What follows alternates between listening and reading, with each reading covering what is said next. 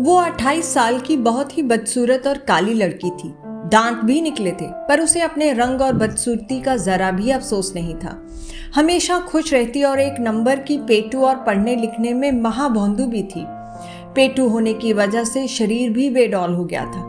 एक खूबी उसमें यह भी थी कि जहां रहती हो कर हंसते मुस्कुराते रहती और सबको भी हंसाते रहती। उस नेक दिल लड़की का एक शौक भी था, खाना बनाने का। खूब मन से खाना बनाती, बड़े चाव से मसाला पीसती, खाना बनाने की किताबें खूब ध्यान लगाकर पढ़ती। टीवी रेडियो पे भी पाक कला के प्रोग्राम को बड़े मन से देखती और सुनती। उसे कोई भी खाना बनाना होता तो बड़े प्रेम से बनाती। आटा गूंथती, बड़े प्यार से गीत गुनगुनाते हुए कम आंच पे पूरियां तलती। सब्जी, चटनी, खीर हो या मटर पनीर, सब कुछ लाजवाब बनाती। जो भी उसके खाने को टेस्ट करता बिना तारीफ किए ना रहता।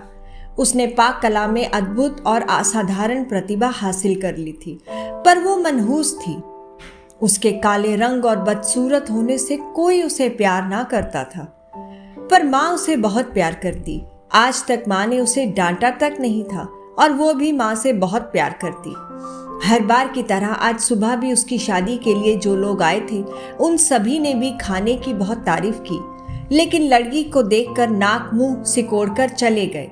वो लड़की भी तैयार होके किसी को बिना कुछ बताए कहीं चली गई। शाम में जब वो लौटी तो घर का माहौल बहुत गर्म था। पिताजी माँ पे बहुत गुस्सा थे, बोल रहे थे पता नहीं कौन से पाप के बदले ये मनहूस लड़की मिली।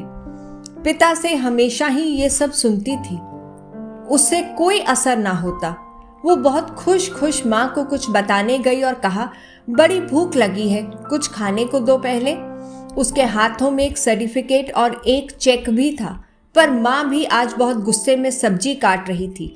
उसकी तरफ देखे बिना ही बोली, तू सचमुच मनहूस है, काश पैदा होते ही मर जाती तो आज ये दिन ना देखना पड़ता।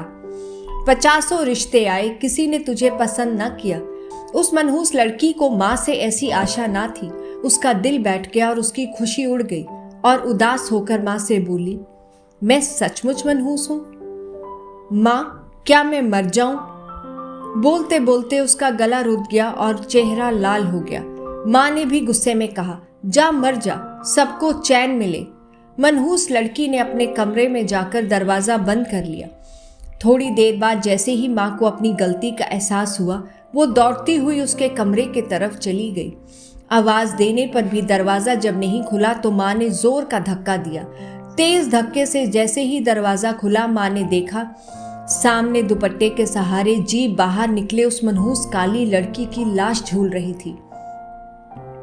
वहीं पर एक चिट्ठी, सर्टिफिकेट और 1 लाख का चेक रखा था। चिट्ठी में लिखा था, माँ, मैंने आज तक तुम्हारा कहना माना है। आज तुमने मरने को बोला, ये भी मान लिया। अब तुम मनहूस लड़की की माँ नहीं कहलाओगी। मैंने पढ़ने की बहुत कोशिश की, पर मेरे दिमाग में कुछ जाता ही नहीं। पर भगवान ने मुझे ऐसा बनाया, इसमें मेरा क्या कसूर। मुझे सबने काली, मनहूस, भोंदू सब कहा, मुझे बुरा ना लगा, पर तुम्हारे मुंह से सुनकर मुझे बहुत बुरा लगा, मेरी प्यारी माँ। और हाँ, आज नेशनल लेवल के खाना बनाने वाली प्रतियोगिता में मुझे फर्स्ट प्राइज और 1 लाख रुपए का चेक मिला और साथ में 5 स्टार होटल में मास्टर शेफ की नौकरी भी। और पता है माँ, आज मेरी जिंदगी का सबसे खुशी का दिन था, क्योंकि पहली बार वहाँ सबने मुझे कहा था, देखो ये है कितनी भाग्यशाली लड़की।